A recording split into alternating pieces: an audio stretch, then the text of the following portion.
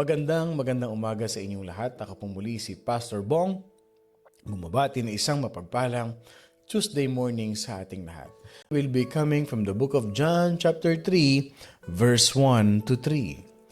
There was a man of the Pharisees named Nicodemus, a ruler of the Jews. This man came to Jesus by night and said to him, Rabbi, we know that you are a teacher come from God. For no one can do the signs that you do unless God is with him.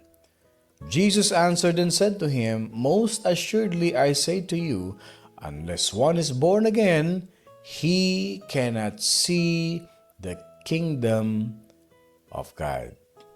We praise you, Jesus. Anoint me in Jesus' name. Amen. Yesterday, we have heard the compliment from Nicodemus. Number 1, he addressed Jesus with respect. Number 2, he addressed Jesus with what? A realization. No? A realization that Jesus had been sent from God to the world. Tuloy natin yung kasunod. The compliment from Nicodemus. He addressed Jesus with what? Human reasoning. Okay, pag sinabi nating human reasoning, he addressed Jesus with human reasoning. Okay, Nicodemus is displaying or he is giving honor, displaying respect for the power of Christ that he has seen. Yung mga miracles na nabalitaan niya, yung mga miracles na ginawa ni Jesus Christ. So obviously, he displays his respect and he is giving Christ the honor because of what Jesus Christ has done during his earthly ministry's times. However, he stops too short or hanggang dun lang, limitado lang yung kanyang nalalaman about kay Jesus Christ, kung sino talaga si Jesus. Okay? Para kay Nicodemus, Jesus is nothing more than a teacher. Kaya yung address niya kay Jesus Christ, yun lang ang binanggit niya. Napapansin ba ninyo? Sabi niya, Rabbi or Master. No? We know that you are a teacher. Come from God. So for him, yung kanyang understanding of who really Jesus is just a plain teacher that comes from God. So may kulang. May kulang. No? He stops short for knowing that he is just a teacher, mga kapatid. So, or he is some prophet or a teacher that comes from God, pero kulang pa rin. Okay. Anong significant nito? Okay. Yung perspective ni Nicodemus na si Jesus Christ is just a simple one of the prophets or a teacher, yan ang problema sa religion. This is always the problem with religion. They stop short in their approach to Jesus Christ. Jesus is necessary, okay, para sa kanila. Kailangan mo si Jesus, but plus. Okay, papaliwanag ko sa inyo. Okay, this is how it goes. The problem with religion is this. Jesus is necessary, but you have to add some things, okay? Like confirmation, or church membership, or communion, or any other 1,000 things. Yan ang problem with religion. Para sa kanila, faith in Jesus is never enough because there is a religious system na kailangan pang dagdagan natin ito, kailangan gawin natin ito, kailangan we have to be here in this kind of group for us to receive salvation. Same like Nicodemus. He was a religious man and his perspective at yung kanyang pagkakakilala kay Jesus Christ is just a God-sent teacher or a God-sent prophet. Church, remember this. If your system of belief stops short of receiving Jesus Christ as Jesus Christ is the very means of salvation, then you will have no salvation. Ito lang yan eh. Jesus plus nothing minus nothing. Si Jesus Christ lang. Wala nang iba pa. Kaya nga ang linaw na sabi niya, I am the way, I am the truth, I am the life. Wala nang Jesus plus or Jesus minus, walang ganun, mga kapatid. It is Jesus, Jesus alone that saves our soul from sin. Makikita niyo yan, basahin niyo yung John 4:6, Ephesians 2:8-9. Now the question is this, where is our faith today? Nasaan yung pananampalataya natin sa Kanya? Simple lang. Okay, bigyan ko kayo ng example. Okay, alam niyo mahilig ako manood ng mga action movies, no? Ganito gawin natin. If halimbawa, you will be an agent, okay, that will be sent to China. Halimbawa, you are working with the CIA, okay? And the CIA wanted you to be an intelligent and you will be sent to China. So obviously, magiging spy ka, magiging intelligence ka of what is going on inside China or in the deepest, okay, activities of China. Ngayon, before you will be sent to China, they will train you to talk, okay? They will train you to behave like a Chinese. They will train you to look and to think like Chinese. And probably, you would be even go to school and learn the Chinese language. Kasi nga, magiging spy ka. Hindi po pwedeng yung accent nila, hindi mo makuha, or yung mga deeper root words of the Chinese words, hindi pwedeng hindi mo yun malalaman. So that you can speak fluently, walang tinatawag na trace of an accent. Baka malaman nila o ma-trace nila na hindi original na Chinese to. Kasi yung accent niya iba. Nagpapanggap lang ito. Nakukuha natin.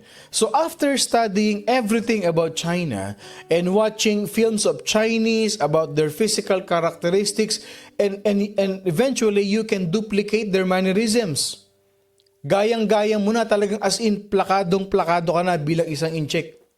Or perhaps you would go under like plastic surgery and your face will somehow change so that you would look like Chinese. And then, you could enter the communist China and be welcomed as one of them. Kasi nga, infiltrator ka, spy ka eh. So, ibig sabihin, when you are in there already, you would do everything in the Chinese manner. No difference would be noticeable. It means, walang trace na magdududa sila na ikaw nga isang tunay na Chinese. Not if you did not have Chinese parents. Wala silang matetrace. Pero ang tanong ko sa inyo ganito, would you be Chinese? Magiging Chinese ka ba talaga? Or anumang racist, example ko lang yung Chinese, no? Kaya mong magsalita, yung accent, the way you think, your looks, yung itsura mo talagang binago na talaga in-check. Now, the thing is this, would you be a Chinese? No. No. Not if you did not have a Chinese parents. Nothing you can do will change your race. Ibig sabihin, kahit mistisong Pilipino ka, na pinadala ka ng CIA o ng NBI o kung ano man para mag-spy, baguhin man ang itsura mo, hindi mo maiaalis na Pilipino ka pa rin. Yun mga kapatid. It's the same way spiritually. Pareho ito spiritually. Anong significant ito? Binibigyan ko lang kayo ng illustration. Okay. You may talk and you may dress like a Christian. Ito na ha, sa Christian na tayo. You may join Christian organizations. You can sing Christian songs. And in all ways, you can act like Christian. However, none of these things will make you a Christian. Why? You were born sinful and you have the nature of a sinful race, and nothing you can do outwardly that can change the truth. Kahit itaas mo yung kamay mo, umawit ka, sumali ka sa ganito, maging participant ka ng ganyan, gawin mo man ang lahat ng bagay na yan, nothing you can do outwardly to change the truth. Just as you would have to have been born of a Chinese parents to be Chinese. Kahit na magmuka, lumakad yung itsura mo, hindi mababago yung iyong race, yung originality mo, not unless na ipinanganak ka talaga na meron kang Chinese parents, pure blood ka. Same thing with the spiritual significance, mga kapatid. So, ibig sabihin, kahit itaas mo yung kamay mo, maging member ka ng ganitong group, or kumanta ka, gawin mo man yan, there is nothing that can change the fact that you still belong in a sinful race. Nabahagi ka pa rin ng makasalanang pinagmulan. Anong kailangan natin gawin? We need to have a new birth spiritually to be a Christian. Kailangan nating ipinganak na muli. Ito yung sinasabi ni Jesus Christ kay Nicodemus. Unless you become born again. Unless one is born again, you cannot see the kingdom of God. Kahit sabihin mong i-display mo na Kristiyano ka, but if you are not yet born with the Spirit, hindi ka pa na born again, hindi mangyayari yon. So eto na ngayon, let's go ahead, forward na tayo. Ano yung challenge ni Jesus kay Nicodemus? Okay, ano ngayon yung challenge niya kay Nicodemus? Eto na. In verse 3, makikita natin dito mga kapatid, Jesus answered and said to him, "Most assuredly, I say to you." Ito na ha. Most assuredly, I say to you, unless one is born again, he cannot see the kingdom of God. Grabe, no? Ang dami nung sinabi niya.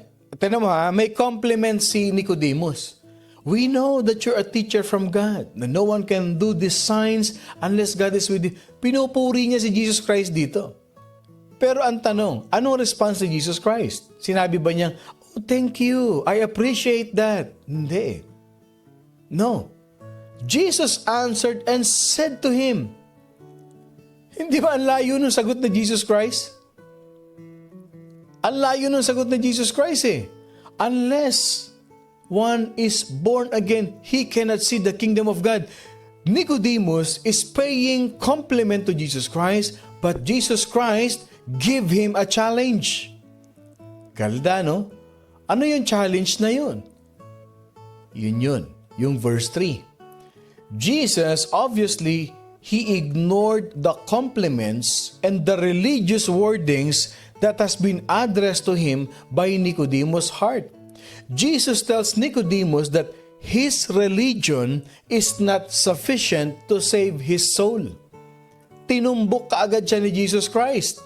Kasi bakit? Alam niya kung bakit nandun si Nicodemus. Diretso kaagad. God is all-knowing God. Dinerecho niya kaagad. He talks straight to the point. Yung religion mo is not sufficient to save your soul. He tells Nicodemus that he must experience what you call the new birth.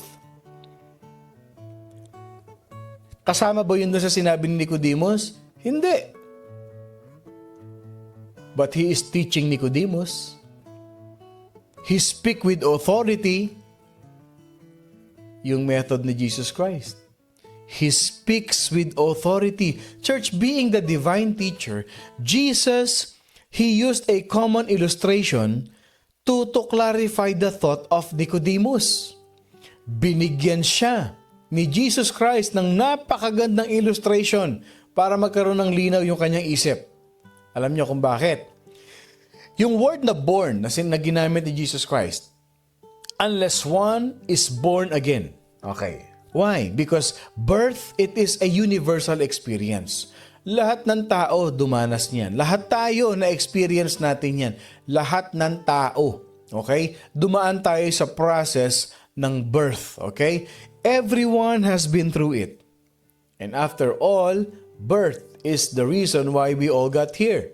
Pinanganak tayong lahat. However, there is something different about this birth to which Jesus refers. Hindi ito yung universal birth. May something ito. May ibig sabihin yung birth o yung born na binanggit ni Jesus Christ doon sa kanyang statement kay Nicodemus. Ano yung nature of new birth? Doon sa sinabi ni Jesus Christ. Yung word na again. Born again. Unless one is born again. It means you should be born again. Yung again na yan, it is from a higher place. Yes, it refers to those things which comes from God alone. Born again. May ibig sabihin yung again na yon. It comes from God alone. That is the nature of the new birth. Ibig sabihin, man cannot accomplish that born again because it is a work of God, none other than God Himself. Yung word na again na yun. So, obviously, when we read the Bible, there is a deeper meaning with every word. Kaya meron tayong morning devotion. Kaya magugulo tayo, ganun pala yun. That word again refers to what? Things that comes from God alone. O ngayon, sabi ni Jesus Christ ngayon dito, okay, himayin, ang ganda nito, kaya sabi ko huwag niyong palampasin. Most assuredly, I say to you, okay, unless one is born again. In other translation, may word yung unless na except. Okay, yung word na except or unless, anong ibig sabihin nun? Necessary. Or in other words, imperative. Kailangan. It really means that a person has no other choice in the realm of salvation na pagdating sa kaligtasan, sa salvation ng ating kaluluwa, ang isang tao, wala tayong option. We have no choice. Okay? It's either you come in God's way or you will never experience His salvation. It's either you come to Jesus or go to hell. May option ba? Hindi naman sinabi ni Jesus Christ na I am one of the way. Yun, option yun. Pero sabi niya, I am the way. I am the truth. I am the life. Pagdating sa salvation natin, wala tayong ibang option. There is no other choice than to come to Jesus. Kaya pag may nagsabing, maging member ka lang namin, ligtas ka na. Unfortunately, pangalan pa na Jesus ang ginagamit. Pag may sinabing, okay, pumasok ka doon sa kwarto na yon at sabihin mo kasalanan mo, ligtas ka na, punta ka na sa langit. That's not true. That's not true. It's either you come to Jesus, through Jesus, or no salvation at all. Again, it's Jesus or nothing. Take it or leave it yan. So, nung sinabi ni Jesus Christ ito, okay, bago tayo magpatuloy, are we learning here?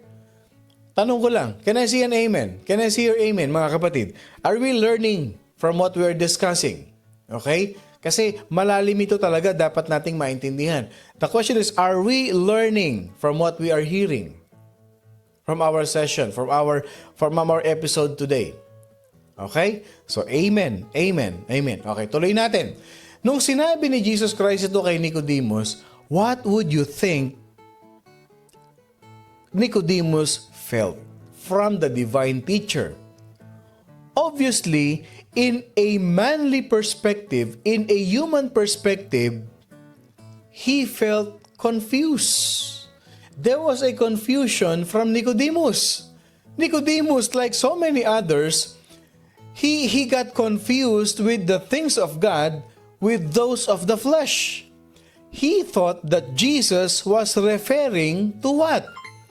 Ibabalik ka dun sa sinapupunan ng nanay mo. Sabi ni Nicodemus, ha? Paano muli ako ipapanganak? Ang laki ko nanto. Yung balbas ko pa lang, hindi na kasya sinapupunan ng nanay ko. It's very confusing. That is how Nicodemus got confused. Nagtaka ngayon siya. This is a thing that would be an absolute impossibility. Hindi pwedeng mangyari. Anong significant nito sa atin? Again, there are many people around us who really do not understand the plan of salvation. Okay, if a person or someone think about it in human terms, it makes absolutely no sense at all. It is a thing that is spiritually discerned, and unless the Spirit of God, okay, unless lang Espiritu ng Panginoon Diyos, gigisingin yung isip natin, will awaken our mind to the truth of God's plan. Hindi maiintindihan ng tao yan eh. Yung ibang mga tao nga eh, hindi nila tinatanggap na sila'y pinanganak na makasalanan. Totoo yan. I've encountered many people like that na wala akong kasalanan. Mabuting tao ko. Paano ko mamanahin yung kasalanan ni Eva at Adan na yan? Libu-libong taon na yan. Come on, Pastor. May mga ganun pa yan. Hindi nila maintindihan yon in a human perspective. They will never believe that they were born sinners. They will never acknowledge the truth, the fact that we were born sinners. Hindi nila maintindihan yun. And even yung Holy Spirit, hindi nila maiintindihan not unless the Spirit of God, mga kapatid, will awaken the mind of a person about the truth of God's plan. And there will be no understanding at all pag walang Holy Spirit. Ultimately, in a human perspective, we cannot receive salvation. That's true. That is why Jesus, He stretched out, He broadened for the Father to draw men to the truth. Na-confuse eh. Kasi yung isip natin, yung human perspective natin, hindi natin maaarok ang katalinuhan ng Panginoon Diyos. We cannot even reach, we cannot fathom the understanding of God's love for us. Hindi natin kayang unawain ang pagmamahal ng Panginoon Diyos not unless the Holy Spirit will be alive in you. Kaya hindi mo tuloy maintindihan kung minsan bakit hindi ka taong mapagmahal. Kung bakit galit na galit ka sa mundo. Alam mo kung bakit? Kasi hindi mo pa na-experience ang tunay na pagmamahal. Ang tunay na pagmamahal, mararamdaman mo lang, ma-experience mo lang from Jesus. Kaya ka hindi nakakapagpatawad. The reason why you cannot release forgiveness to many people, and that is the reason why you are so sad. Your life is so heavy. You are full of burden. You are full of doubt. And that unforgiving spirit is still in you until now. Kaya hindi ka matutong magpatawad kasi hindi mo pa na-experience yung forgiveness na galing sa Panginoon. And I'll tell you this, kapatid. When the Spirit of God, when the truth of God intervenes in your life, na marirealize mo na kahit kaano ka kasama, mahal ka ni Lord, pinatawad ka ni Lord, then you will see yourself. And that's the time that you will realize, kung ako nga pinatawad ni Lord, siya pa kaya?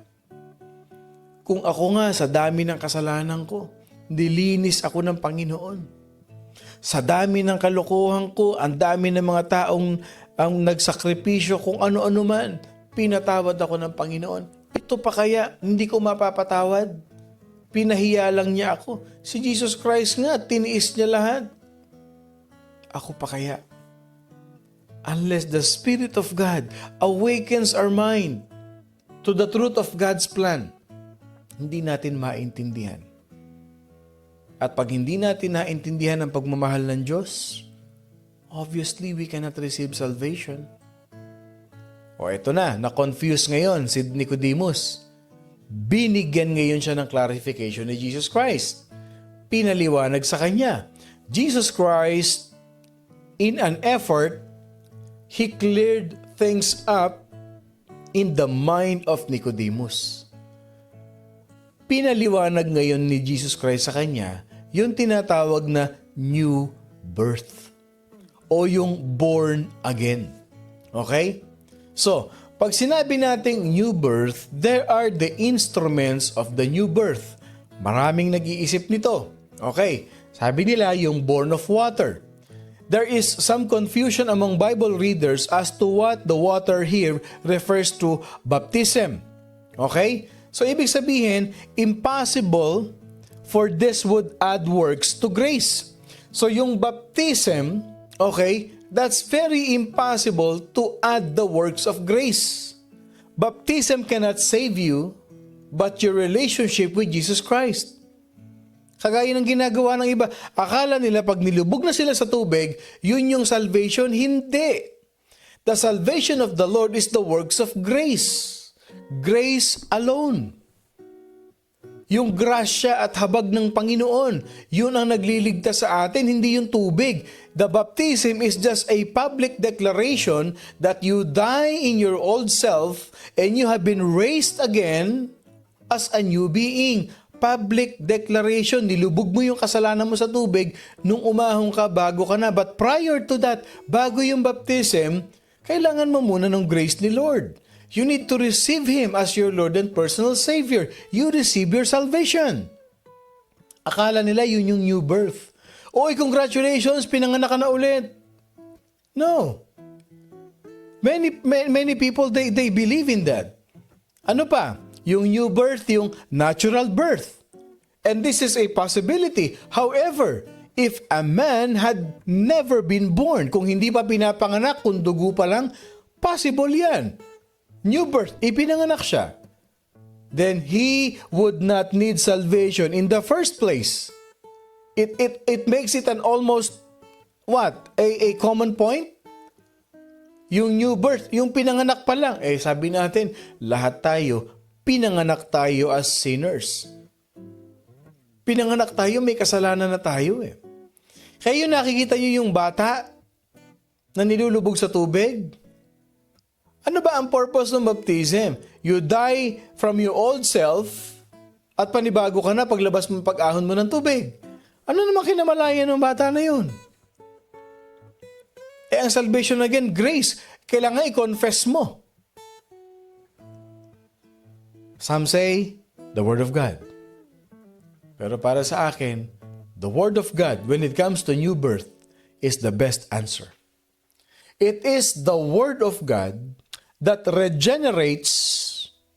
It is the Word of God that touched the heart of a sinner.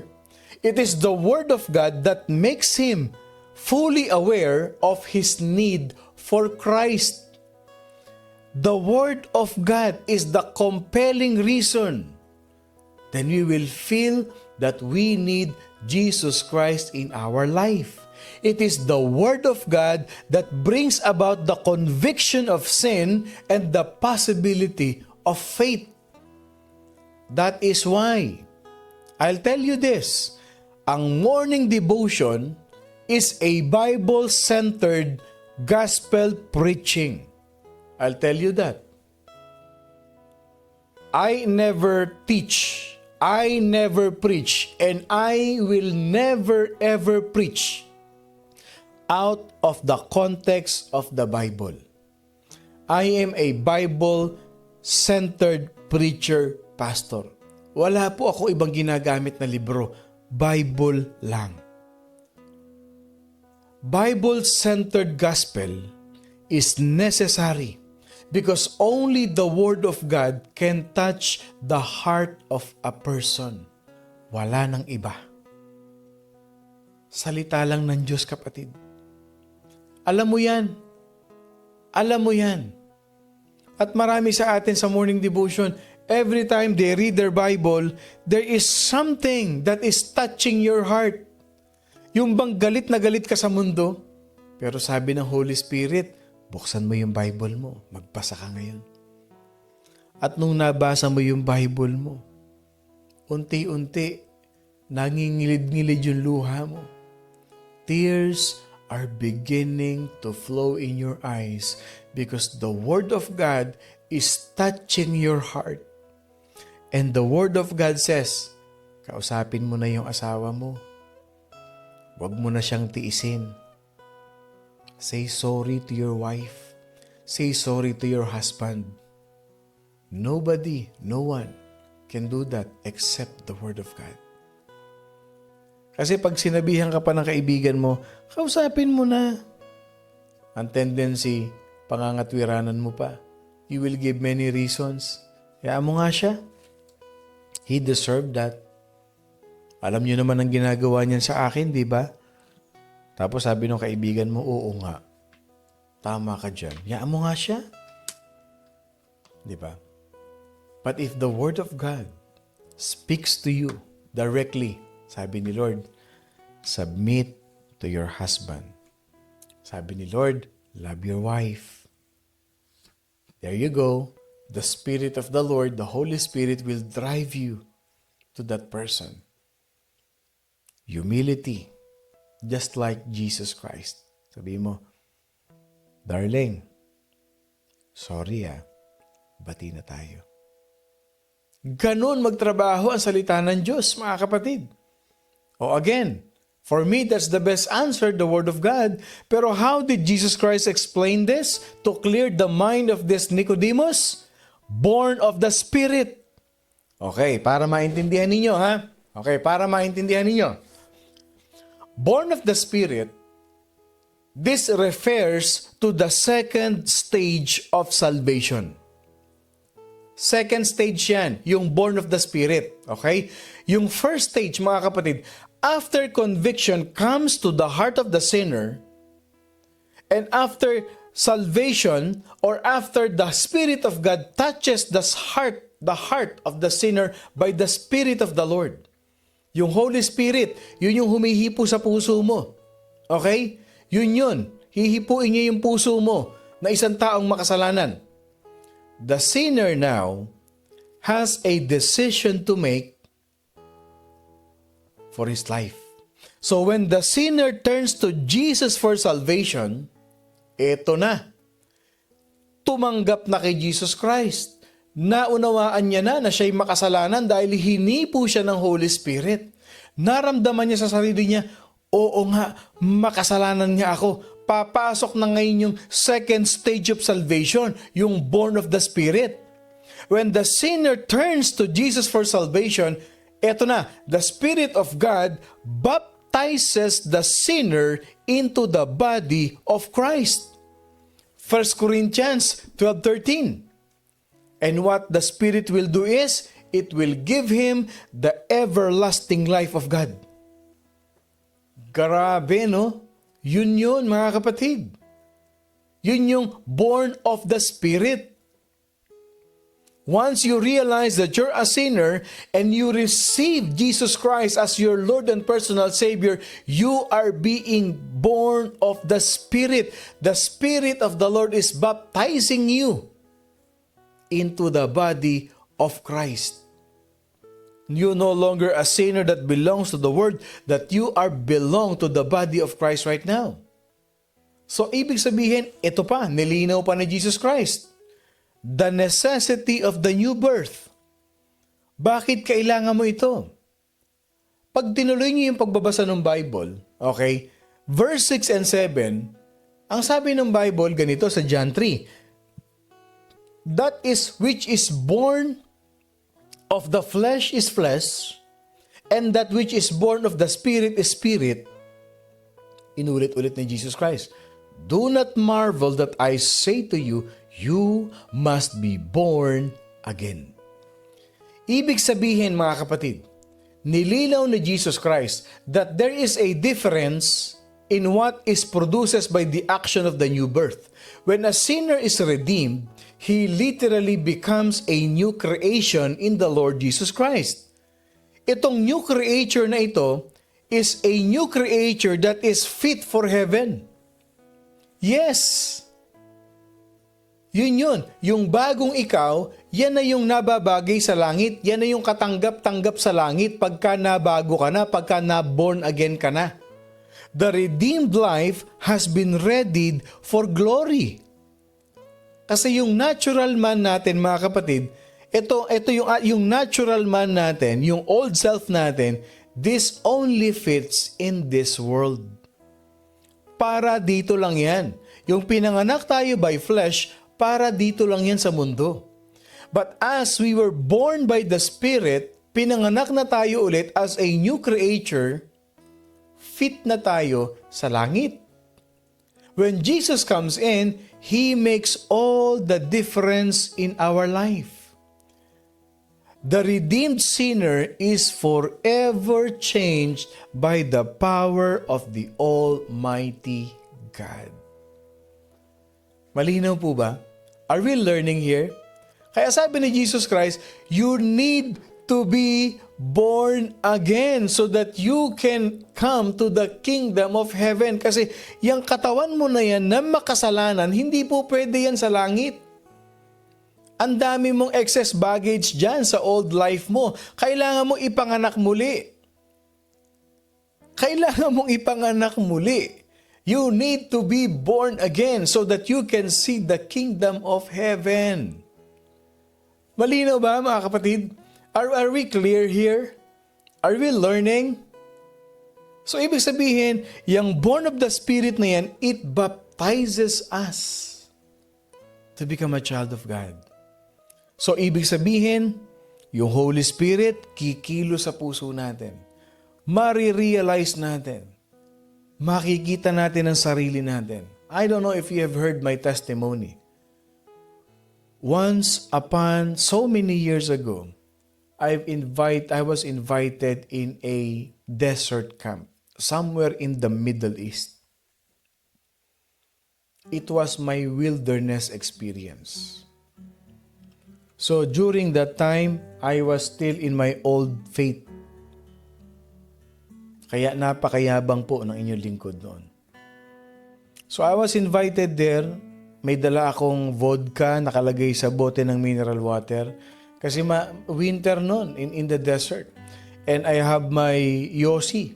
May dalawang kaha pa ako ng sigarilyo kasi malamig. Sarap mag-yosi, sarap tumagay. And nagugulat ako. I was surprised because I offered many people my cigarette and nobody wants to take. Nobody wants to have one. O di okay, good for me. Wala akong kaagaw. Ako lang umiinom. Fast forward. Mapapanood niyo yung aking testimony sa Kwentong May Buhay. I debated 5 pastors just to prove that my faith is true and correct. Same thing with Paul. Kung si Peter ang nag-share kay Paul, papatayin ni Paul si Peter. But God intervened in the life of Paul. Si Jesus Christ mismo ang na-encounter niya. Same thing with me. When I found out that these people are born again, I stayed back. Lumayo ako. And when they had their circle camp, nagsishare sila ng testimony nila. And finally, the pastor stood up at nagpatanggap na siya, nag-prayer of acceptance na yung pastor. The moment that he said, I believe that I am a sinner, my world stopped. Tumigil ang mundo ko. From being prideful, I found myself kneeling, My hands are raised up. And it seems like I'm watching a movie. Nakikita ko yung sarili ko.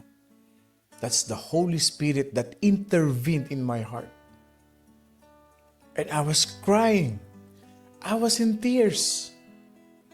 Because I see myself as a sinner. And then that night, I received the Lord. That wilderness experience changed my life. Ganon yun. Ganon yun. Unless you be born again, you cannot see the kingdom of God.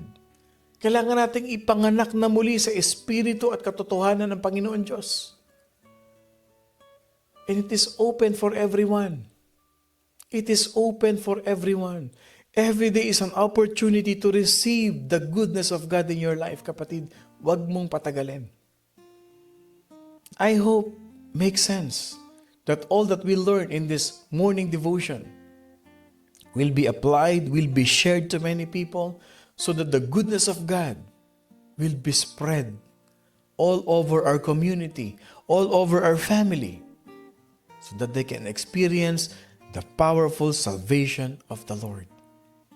Magandang umaga po muli sa inyong lahat. Ako pong muli si Pastor Bong, bumabati na isang mapagpalang Tuesday morning sa ating lahat. Lagi niyong tatandaan mga kapatid, our God, Jesus Christ, is our divine teacher. At wag na wag kakalimutan, we are blessed by God. I love you all mga kapatid with the love of the Lord.